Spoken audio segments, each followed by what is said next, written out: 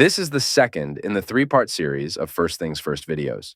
In this tutorial, we will address the creation of the court and judge database for your case.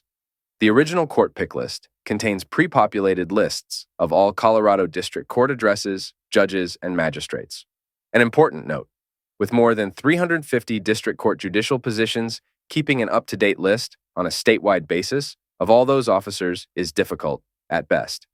It will be up to the individual law firms to revise their own answer files for courts to keep court and judge information current.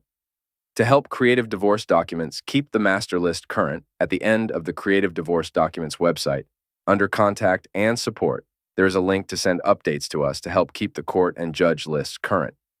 At the Library of Forms window, under the Administration folder, select Data Management, New Matter Intake. Under Review File Data, select Matter, click Next. From the drop-down menu, select the court location. In this case, we will select El Paso County. Click on Get Court Info, and the court details will be populated from a preloaded answer file. Click Next to move to the drop-down menu for El Paso County District Court judges and magistrates. Be sure to choose Get Judge Info to automatically populate the magistrate's data. A practice note: when the case was filed, both a magistrate and judge were assigned to the case. To begin with, select the magistrate, because that is the judicial officer that will be initially handling the case. As the case progresses, you can switch between the magistrate and judge as needed.